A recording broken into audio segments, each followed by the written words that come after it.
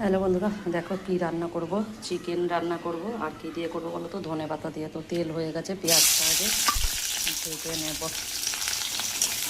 ধনিয়া চিকেন হবে আজকে।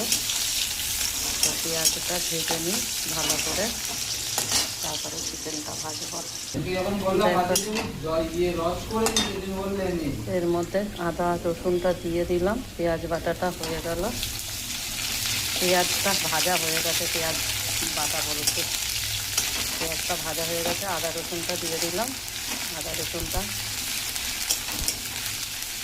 ভাজা ভাজা হলে আমাদের চিকেনটা দেবো।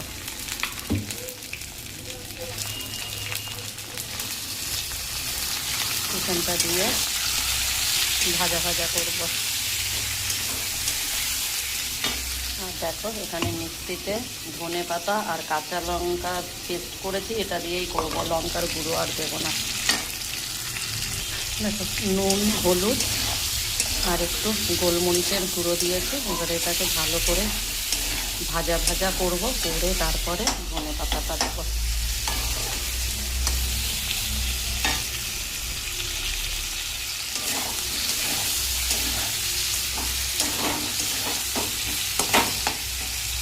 দেখো চিকেনটা আমার ভাজা হয়ে গেছে। এবারে ধনে পাতা আর কাঁচা লঙ্কা বাটাটা আমি দিয়ে দিলাম।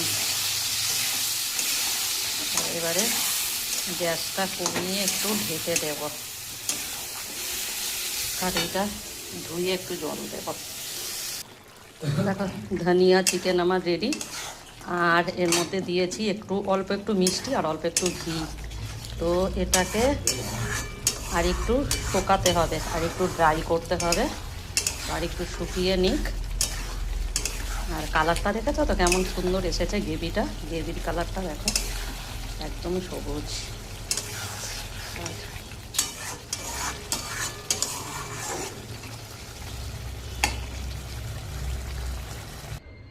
দেখো আমার ধনিয়া চিকেন রেডি বন্ধুরা। আর এটা পরোটা দিয়ে বা রুটি দিয়ে খেতে হবে, ভাত দিয়েও ভালো লাগবে।